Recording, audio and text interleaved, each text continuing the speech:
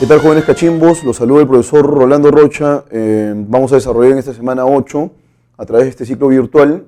Ya estamos en el segundo tercio, las 8 primeras semanas estamos en la segunda parte, ya, ¿no es cierto?, de estas 5 que van a determinar tu ingreso. El día de hoy vamos a realizar actividades muy puntuales que están vinculadas con el desarrollo léxico, ¿sí? Es muy importante para poder abordar las lecturas de textos en castellano, sobre todo en el caso de los textos en castellano, reconocer la herencia griega y latina que por supuesto tiene nuestra lengua, ¿no? En el caso del dialecto español, eso se matiza también con otras lenguas que son amerindias, pienso yo en el quechua, por ejemplo, en el aymara, pero nuestra lengua en rigor es una lengua que se ha visto influida por muchas realidades lingüísticas como el árabe, el español, toda la gama de lenguas amerindias, peruanas, y en otras partes del mundo también, en el caso de México, Guatemala, la parte de Centroamérica. Ha habido una gran influencia. Lo que no ha cambiado, por lo menos en el ámbito académico, es la herencia latina y griega. Eso mismo lo vemos en el inglés también. Por esa razón aparecen tantos cognados en el caso de inglés y español. Y muchos de esos cognados están vinculados con léxico acrolectal, es decir, léxico académico, y es lo que nos interesa. Entonces, para poder hacer un ejercicio consistente al respecto y para que la lectura no sea tan tediosa en términos de me detengo cada 2 minutos para poder saber el significado de una palabra o B, reconocer cuáles son los componentes griegos o latinos va a ser de medular importancia. Es lo que vamos a intentar hacer ahora. Tenemos una serie de actividades, una de manera puntual, pero hay varios ejercicios al respecto, en los cuales tenemos más o menos que a partir del componente griego o latino, crear palabras que por supuesto ya están registradas en el diccionario, ¿no? Pero bueno, a partir de ello vamos a permitirnos luego reconocer que estos componentes griegos o latinos o potencialmente podrían estar incluidos en el vocabulario español en general, ¿no? Es lo que nos interesa saber de momento. Vamos entonces, dicho esto, a abordar las raíces griegas y latinas mediante ejercicios ad hoc, ¿sí? Mucho ojo con eso. Un componente griego, un componente latino va a permitirnos luego definir dos palabras, ¿no?, que contengan, por supuesto, esta parte en rigor, esta herencia. Bien, entonces empezamos con las raíces de inmediato. Bien, señores, y entonces aquí tenemos una serie de raíces. Ustedes van a pasar una revisión al respecto. Por ejemplo, logos, teoría del lenguaje, se me ocurre ahorita, axios, que es valor, psico, que es al momento, iso, que es igual, nomo, que es ley, poli, que es varios. Ahí tienen ustedes una serie de raíces griegas o latinas que van a ser muy, pero muy útiles al momento de detectar palabras que las contengan, ¿no? Porque así se pueden evitar ustedes acudir al diccionario o recurrir al diccionario y van a hacer, digamos, una inferencia directa, ¿no?, de cuáles son los elementos semánticos y léxicos que están involucrados en estas palabras. Mancia, adivinación, gamo, que es unión, céfalo, que es cabeza, filia, que es amor. Tienen tantos elementos ahí. Vamos entonces, queridos cachimbos, a resolver esta primera parte, ¿no?, esta primera sección. Y dice así. Bien, entonces aquí en la palabra de ejemplo, mis estimados cachimbos, nos han planteado la palabra sicastenia, ¿no? Entonces debemos reconocer a partir justamente de los componentes griegos y latinos los significados de los demás vocablos. Y entonces vamos a empezar con el primero de ellos. El primero de ellos es la palabra sicastenia. Una cuestión fundamental cuando uno empieza a aproximarse a este tipo de léxico académico es consultar constantemente el diccionario, ¿no? Entonces, el diccionario académico es la fuente de rigor, ¿sí? www, lo voy a colocar aquí arriba, .rae.es. Y entonces, en este caso vemos la palabra sicastenia. En el diccionario académico, la palabra sicastenia va a aparecer, ¿no?, sin PS, o sea, solamente la S nada más. En psicología ocurre exactamente lo mismo. ¿Qué cosa es la sicastenia? Variedad de la neurastenia, es un término médico, ¿no? Variedad de la neurastenia. Variedad de la neurastenia. ¿Y en qué consiste esta variedad de la neurastenia? Bueno, predominan las manifestaciones de depresión psíquica, ¿no? O sea, se caracteriza por, caracterizada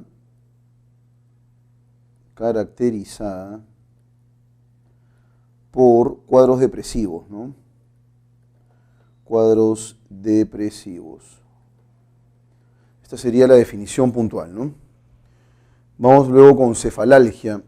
La palabra cefalalgia, mis estimados cachimbos, es el conocido dolor de cabeza, ¿no?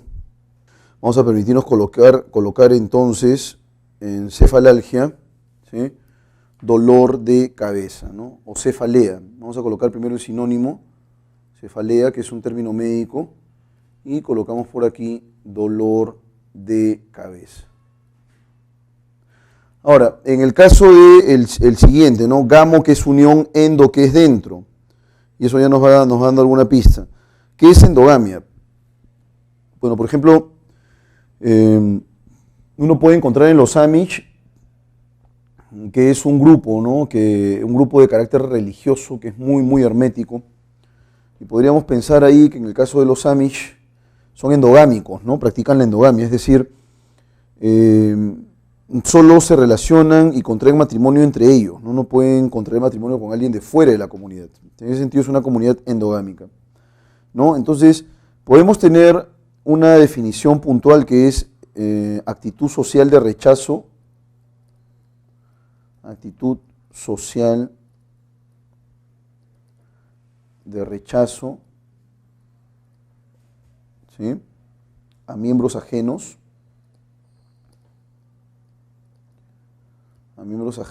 a la comunidad en este caso, o puede ser también desde el punto de vista antropológico el acto de contraer matrimonio entre sí, personas que tengan una ascendencia en común o vivan en la misma localidad, ¿no? Eso también puede ser la endogamia. Bien, entonces, endogamia, mis estimados cachimbos, ya lo tenemos, una actitud social de rechazo a miembros ajenos, podría eventualmente ser también matrimonio entre miembros de una misma comunidad, ¿no? ¿Qué cosa es la poliginia? Poli es varios, la palabra ginia de gineco, ¿no es cierto?, que es mujer, es un régimen familiar,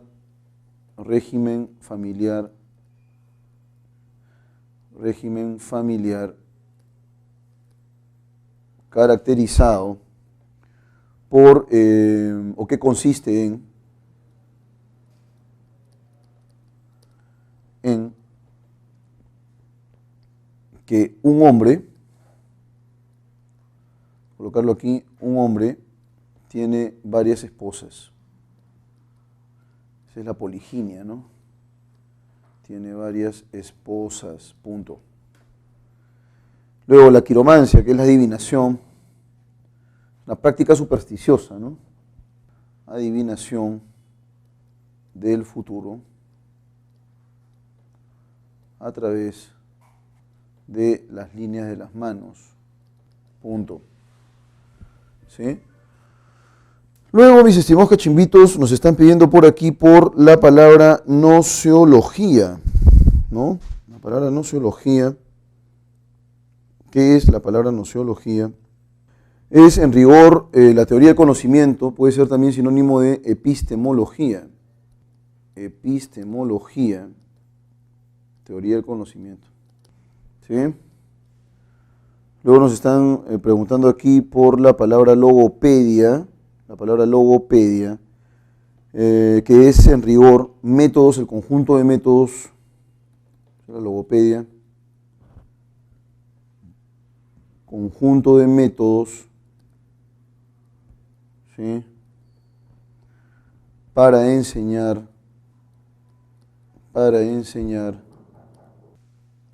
la fonación o la articulación de sonidos lingüísticos normal, ¿no? Es una persona que pueda tener por ahí una patología lingüística y se le está enseñando a producir como si no tuviera ese problema, ¿no?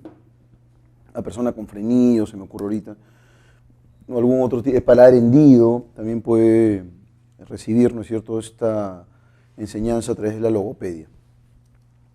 Luego, queridos cachimbitos, nos están pidiendo por aquí una palabra que no es tan conocida, ¿sí?, la palabra anisotropía, ¿sí?, ¿Qué entendemos por anisotropía, querido Cachimbito? Es una cualidad física, literalmente es cualidad de anisótropo. ¿Y qué cosa es el anisótropo? El anisótropo para la academia,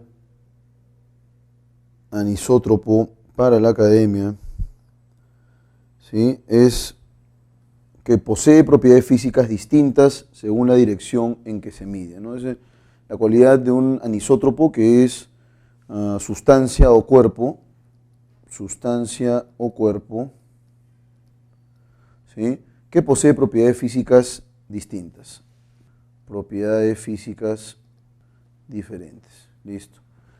La palabra pirómano, ¿no? De ahí tenemos nosotros la palabra piromanía también, que está vinculada con esta palabreja, pirómano o piromanía, ¿sí? Pirómano es la persona con tendencia patológica,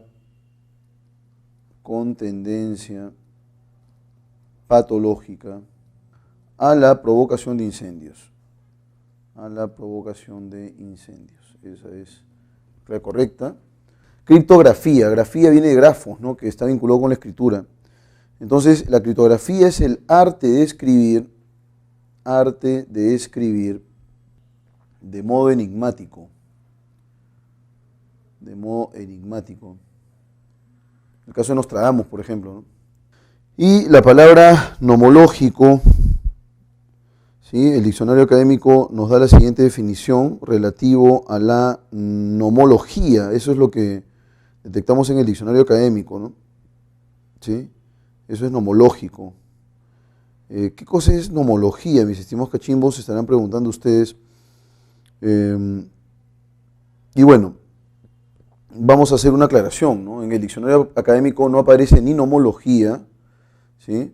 Y tampoco aparece nomológico, pero podemos nosotros encontrar en diccionarios más bien especializados esa palabra. En el diccionario académico, por lo pronto, no está la palabra nomológico, y tampoco está la palabra nomología, ¿sí? Nomología tampoco está. Pero es una palabra en realidad que sí existe, ¿sí? Que es en rigor la ciencia de la ley o técnica de normar, de crear legislaciones, ¿no? Eso es nomológico, relativo a la ciencia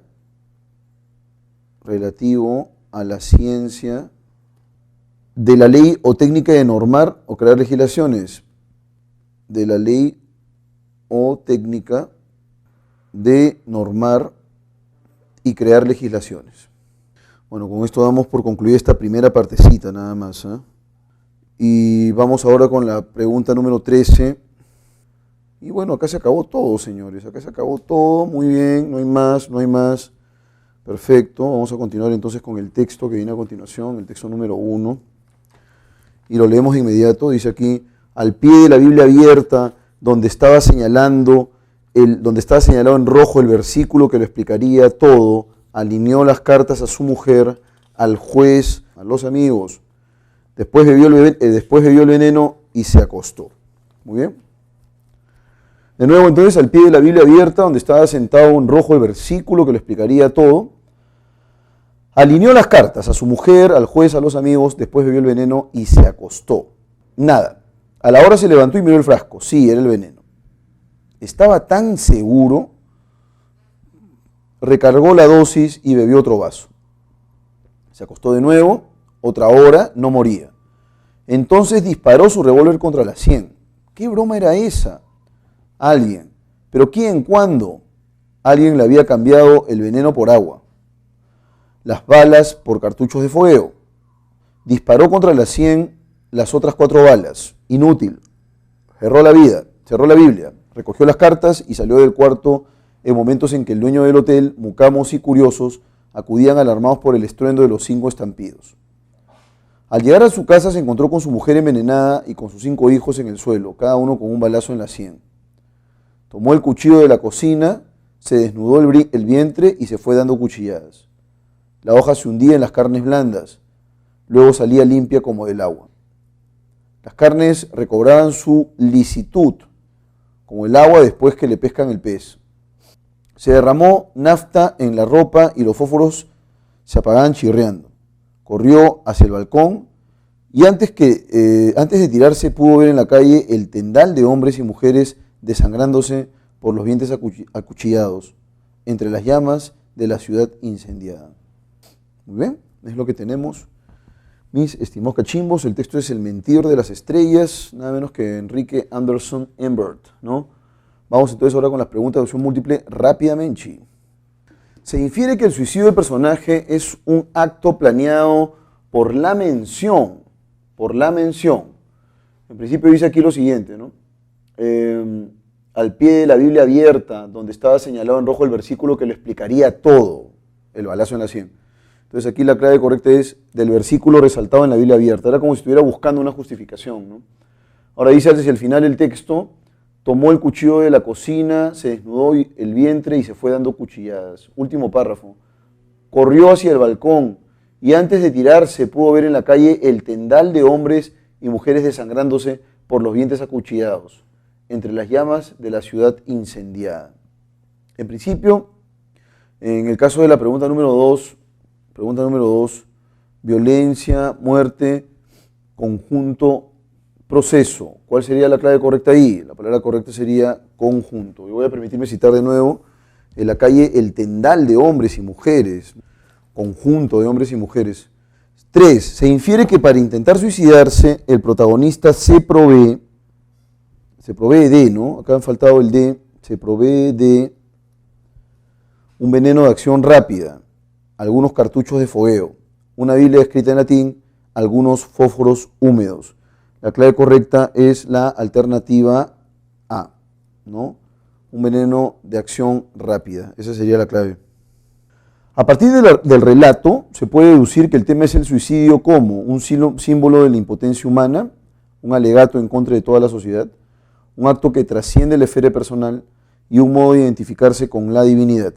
En realidad lo que dice aquí es que además esta dación de muerte, el suicidio, está de alguna manera vinculado también con la muerte de otras personas, ¿no? Al llegar a su casa se encontró con su mujer envenenada y con sus 5 hijos en el suelo, cada uno con un balazo en la sien. Tomó el cuchillo de la cocina, se desnudó el vientre y se fue dando cuchilladas, ¿no? Se puede deducir entonces que el suicidio, ¿no? O el tema es el suicidio como un acto que trasciende la esfera individual, ¿no? No es solamente que yo me mate y se acabaron los problemas o las penas, vas a generar probablemente penas en otras personas, ¿no? Entonces el daño a través del suicidio va a ser casi permanente, ¿no? Y va a afectar en realidad a los miembros de la familia, eso es indudable. Luego, resultaría incompatible con el texto señalar un sustantivo en la conducta del suicida. Señalar inconsistencia, señalar premeditación, señalar obsesión o señalar preocupación. ¿Cuál sería incompatible? Inconsistencia. Es consistente porque de lo contrario todo quedaría en intentona, ¿no? Te intentas suicidar y no te suicidas al fin y al cabo. Vamos ahora con el texto número 2. Tiene 5 preguntas también, me parece. Si tiene más, tanto mejor. Una vez me pidieron que viera a un enfermo. Me dijeron que la personalidad del paciente había sufrido un cambio rotundo. Luego, los médicos me lo derivaron con una petición precisa. Querían saber si esa alteración tan contraria al comportamiento previo era una verdadera enfermedad. Elliot tenía entonces unos 30 años, incapaz de conservar un trabajo, vivía con un hermano, de conservar un trabajo. Acá entonces el personaje es Elliot, ¿no? Dice acá que tenía 30 años, o unos 30 años, era incapaz de conservar un trabajo, vivía con un hermano. El tema urgente era que se le negaba una pensión por incapacidad. Ahora bien, para cualquier observador, Elliot parecía un individuo inteligente, diestro y físicamente apto, que solo debía entrar en razón y volver a trabajar. Varios profesionales habían informado que sus facultades mentales estaban intactas y habían insinuado que Elliot era un simple haragán. Recibí a Elliot de inmediato y me impresionó como un tipo encantador, amable y algo misterioso, muy controlado emocionalmente. Afectaba una compostura muy respetuosa y diplomática, traicionada por una sonrisa irónica que suponía alguna sabiduría superior y una leve condescendencia hacia los disparates de este mundo. Imperturbable y lejano. Se mostraba impasible incluso cuando discutíamos acontecimientos personales vergonzosos. No solo era coherente y perspicaz, sino que sin duda conocía bien lo que sucedía en el mundo. Se sabía al dedillo las últimas noticias y recordaba nombres y fechas, discutía de asuntos políticos con el buen humor que frecuentemente merecen. Y parecía entender de economía. Su conocimiento del área empresarial en que había trabajado seguía siendo agudo. Guardaba una memoria impecable de su vida anterior, incluso de los extraños acontecimientos del pasado inmediato. Elliot había sido buen marido y buen padre.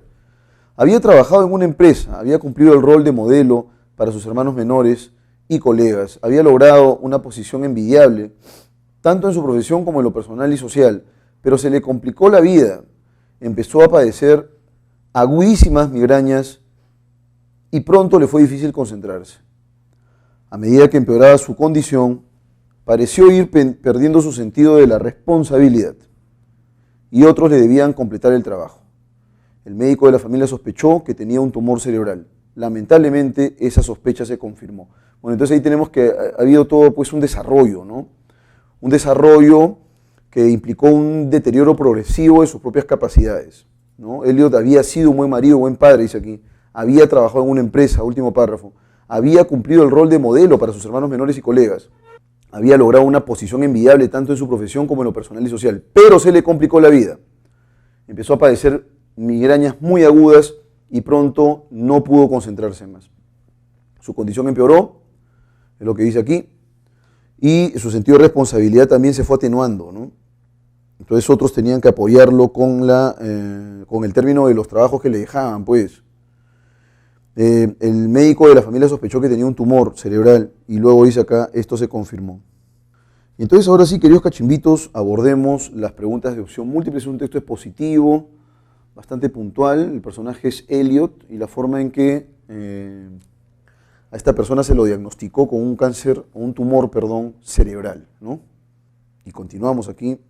Me van a disculpar, pero continuamos aquí. Pensé que había terminado el texto, pero no. Acá tenemos la siguiente sección.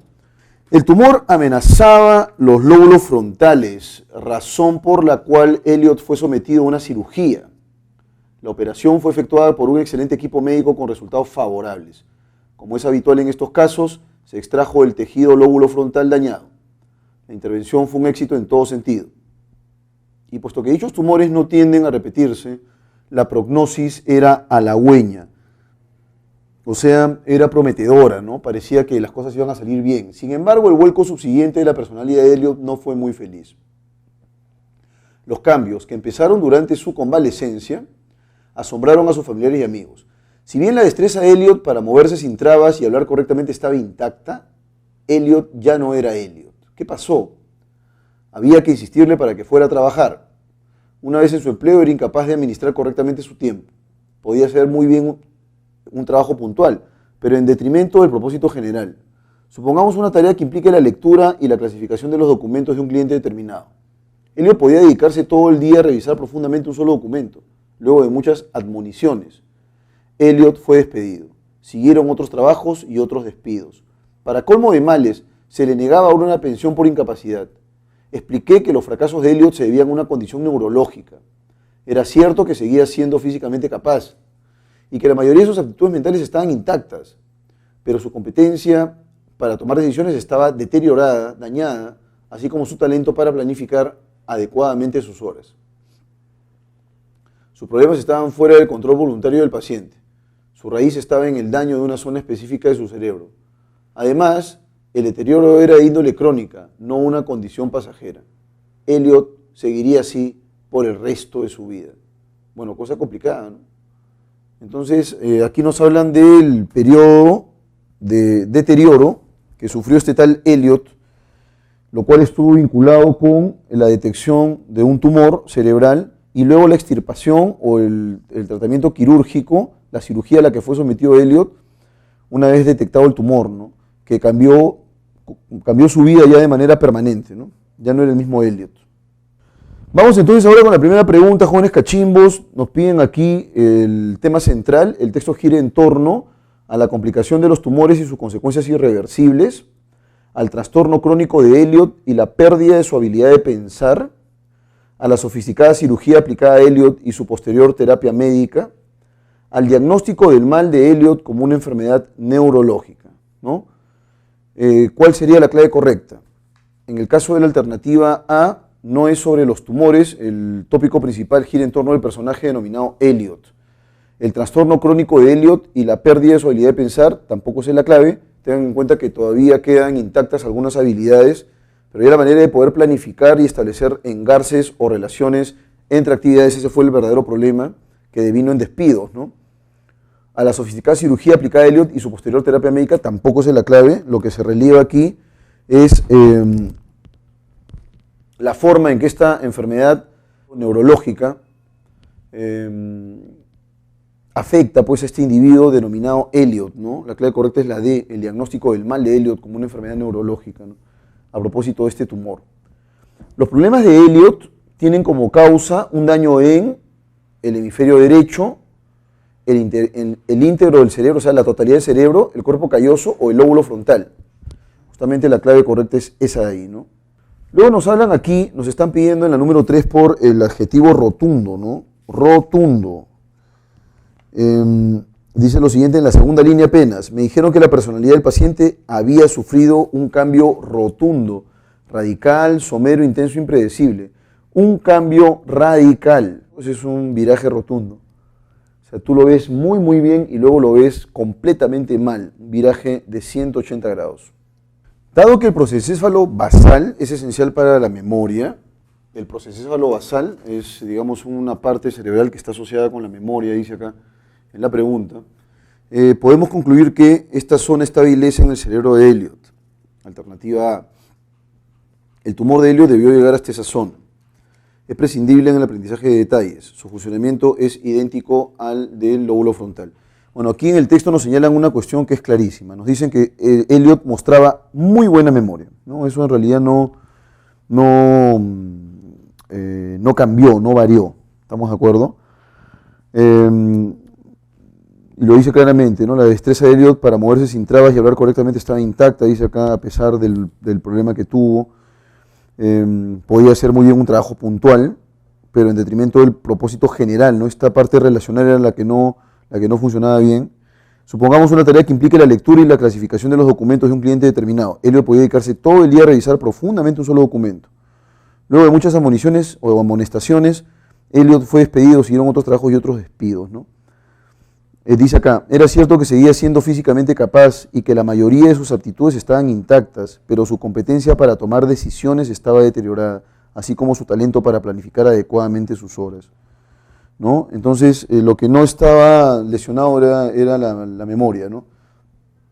En ese sentido podemos concluir que esa zona estaba ilesa en el cerebro de Elliot. Pregunta 6. Se colige del texto que el problema medular de Elliot estribaba o radicaba en que su nivel de lectura había caído a niveles muy deplorables, ¿no? Lamentables. Se mostraba irónico en diversos contextos y circunstancias. No podía sostener una conversación amena con nadie. No podía asumir seriamente una responsabilidad compleja. Eso, ¿no? Podía quedarse... O sea, le das una tarea simple y la hacía, pero el asunto era cuando la tarea tenía aristas o vinculaciones con otras tareas, ¿no? Entonces ahí está el problema. Ahí está el problema. No podía asumir seriamente una responsabilidad compleja. Muy bien. Vamos ahora con la sección B, mis estimados cachimbos, de inmediato.